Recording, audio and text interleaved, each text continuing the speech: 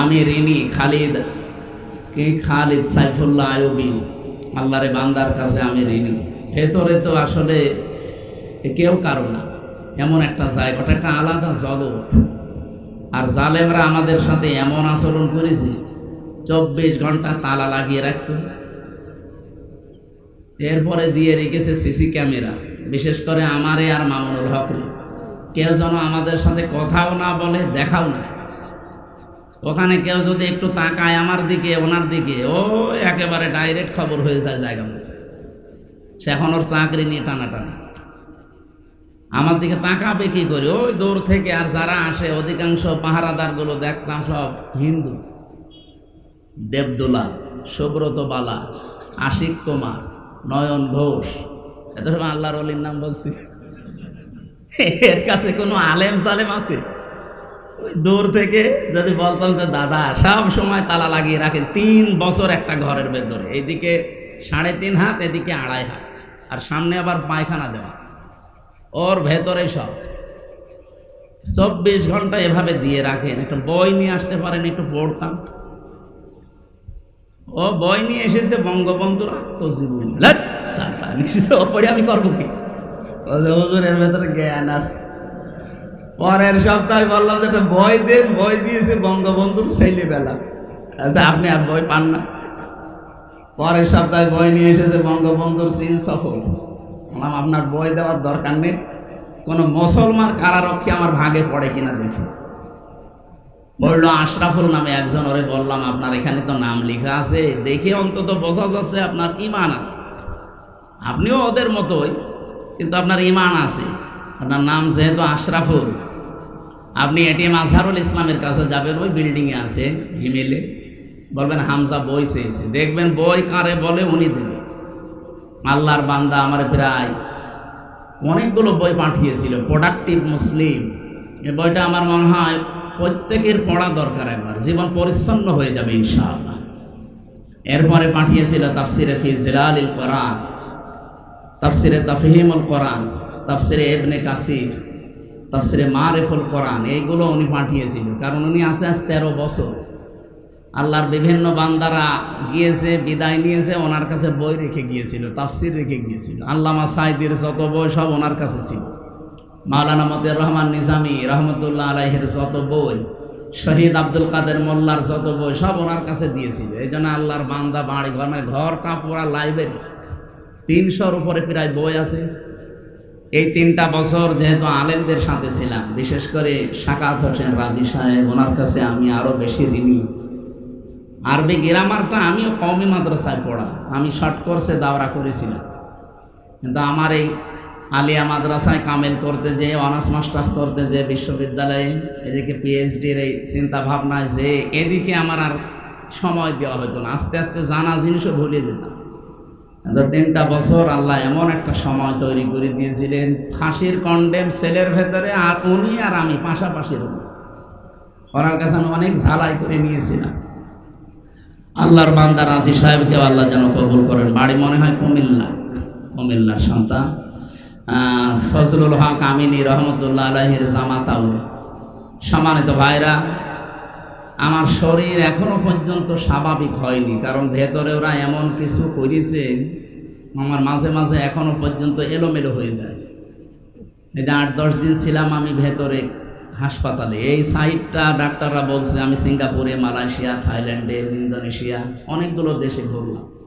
যেখানে যেখানে দেখিয়েছে ওরা বলে এই সাইটটা একটু সমস্যা হয়ে এখনো আছে, কিন্তু সময় লাগবে স্বাভাবিক হবে। আপনি রাত জাগবেন না, সর্বোচ্চ রাত 10টা 10:30টায় ঘুমিয়ে পড়বেন, কিন্তু এই মাহফিলের জগতে এসে মানুষ কথা শোনে। এরা আসলে তোলে রাত 10টা 11টা 12টায়। কালকে 11:30 12টার সময় আমি নেমেছি। একটা কথা হলো, আপনারা এত বলি যে 9টায় তুলে দেবেন, আমি 1 ঘন্টা 10-15 মিনিট কথা বলি, আমারে নামিয়ে দেবেন, আমি যেন 10টা 10:30টায় ঘুমিয়ে পড়তে পারি। যে গরু দিয়ে চাষ করে খাবেন, ও গরুই যদি মরে যায়, আমি তত কিছুদিন বেঁচে থাকি নাকি আমার মেরে ফেলবেন? আমার রিমান্ডে প্রথম নিয়ে যে টর্চার করেছে, আমার জীবনে ভোলার মতো না। এইরকম একটা চেয়ারে বসিয়ে এই হাতের সাথে ক্লিপ লাগিয়ে দিয়েছে। আমার আগে একজনকে নিয়ে গেল, ওরে দিয়ে আমারে দেখাচ্ছিল যে এইভাবে করে কিন্তু আমরা নখ তুলি, এই জন্য এখানে একটা চাপ দিয়েছিল, আর 4.5 বছর চলছে, এখনো মিলিয়ে যায়নি। আমার আগে যারে নিয়ে গেল, ভালো মানুষ নিয়ে গেল, আসার সময় দেখছে ও মা গো বাবা গো চিৎকার করছে।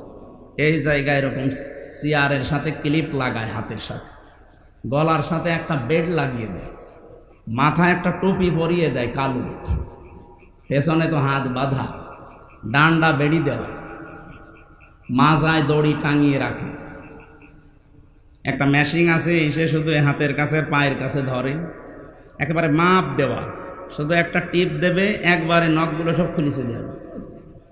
আরে নখ খুলে আসলেও যদি ছেড়িয়ে দেয় তাও তো বাঁচা যায়, লবণ ছিটিয়ে দেয়। মুফতি ফখরুল ইসলাম ভাই আমার সাথে ছিল, মাঝে মাঝে আমারে বলতো, হামজা এই যে মানুষ শুয়ে থাকে এটা যে কত বড় নিয়ামত আমি টের পেয়েছি। ওরা আমারে মাটির নিচে নিয়ে প্রথম দিকে এই পায়ের ভেতরে হাত দিয়ে, লোহার ব্যারিকেড আছে সামনে, এর সাথে শিকল লাগিয়ে দেয়। 24 ঘন্টা একটা মানুষ এভাবে বসে থাকতে পারে?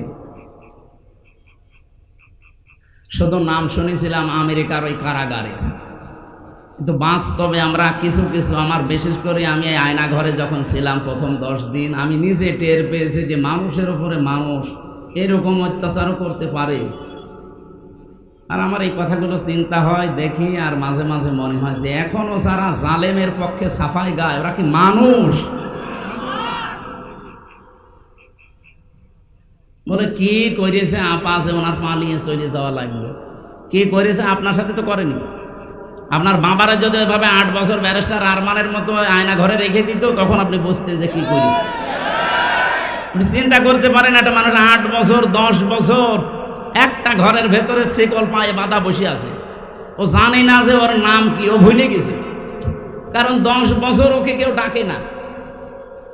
আমার পাশের ছেলে যে ছিল, মনে হয় 7 বছর ছিল, ওর জিজ্ঞাসা করেছে তোমার নাম কি, আমার দিকে আনমনা হয়ে তাকাচ্ছে, মানে ওর নামও ভুলে গেছে, কারণ ওরা কেউ ডাকে না, ওর কাছে যায় না, ওর নামই জানে না। এ কোন বছর চলছে ও জানা নেই, এটা কোন মাস চলছে ও জানে না। এখন যে কিসের নামাজ পড়বে ও তাও জানে না, কারণ নামাজের সময় আমি নিজেও জানি না। আমি নিজে নামাজ পড়েছি আন্দাজে, 4 ওয়াক্ত নামাজে আমি পোড়াটা টাঙানো ছিলাম একেবারে মাজায় দড়ি দিয়ে শূন্যের উপরে। আমি জানি না যে এখন কি নামাজ চলছে না কি চলছে। এমন এক ভয়ঙ্কর মাটির নিচে ঘর, দুনিয়ার কোনো আওয়াজ নেই, একেবারে আস্ত একটা কবর।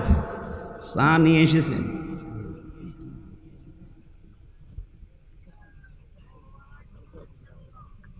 এ তো চা না, তো মমতা জাফার মতো ঠান্ডা হয়ে গেছে।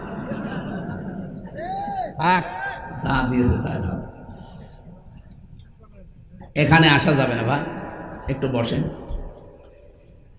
এই জন্য শরীরও যেহেতু ভালো না, রাত জাগা নিষেধ। আমি ওস্তাদের জন্য অপেক্ষা করছিলাম অনেকক্ষণ। আমারে দাওয়াত দেওয়ার সময় বলেছিল রাত 9টা থেকে 10টা, 1 ঘন্টা। আমি সেই আশায় বসেছিলাম, কিন্তু ওনার মনে হয় অনুষ্ঠান ছিল, আসতে দেরি হয়ে গেছে। এই জন্য আমি একটু বেয়াদবি হয়ে গেল। আমি কুষ্টিয়ায় যে ফজর পড়বো, আমার কালকে অনুষ্ঠান আছে, প্রোগ্রাম আছে, এই কারণে আমরা 45 মিনিট মতো একটু কথা বলি আয়াতটা নিয়ে, এরপরে ওস্তাদ আপনাদের সামনে তাফসীর আকারে হাদিস দিয়ে, কোরআন দিয়ে কথা বলবে ইনশাআল্লাহ।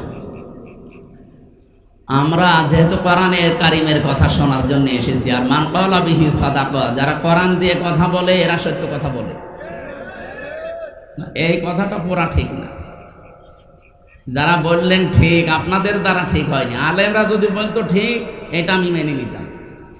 আমার তাহেরি ভাই কোরআন দিয়েই তো বলে, কিন্তু কোরআনের আয়াত পড়ার পরে এমন জায়গায় চলে যায়, ও জানে আর ফেরেশতা জানে। আমি ব্রাহ্মণবাড়িয়ায় ছিলাম, মানে আমার 2 গ্রাম পরে মাহফিল করেছিল, আয়াত পড়লো, দেখলাম কুল হু আল্লাহু আহাদ, হে নবী আপনি বলেন আল্লাহ এক, এ পর্যন্ত ঠিক আছে। এরপরে যে কোথায় গেল আল্লাহর বান্দা, তো এই নবী কোন নবী? এ ফাতেমার বাবা। ফাতেমাকে হোসাইনের মা, হোসাইনকে কারবালা শহীদ হয়েছিল। এবার আপনাদেরকে আমি 2 ঘন্টা কারবালার কাহিনী শোনাবো। আয়াত পড়েছে কি? কুল হু আল্লাহু আহাদ, আল্লাহর একাত্মবাদের। আর তাফসীর হচ্ছে কি? তো এই যে কোরআন দিয়ে কথা বললেই সত্য কথা বলে, কথা ঠিক আছে, কিন্তু কথা কোরআনের উপরে থাকা লাগবে। আপনি যদি কোরআনের আয়াত পড়ে চলে যান এখান থেকে দিল্লি, হবে? বলেন, এই দেশে তো এইটা বেশি হয়। আমি বাইরের যতগুলো দেশ ভ্রমণ করেছি জেল থেকে বেরিয়ে, এর আগে আমি যেহেতু আকিস গ্রুপে ছিলাম, ওরা বহু দেশে আমারে নিয়েছে। ওদের তো প্রায় ৭৫টার উপরে দেশে ব্যবসায় চলে। আমি যতগুলো দেশে গেলাম, বাংলাদেশ, ভারত, পাকিস্তান, এই 3টা দেশের সমস্যা বেশি।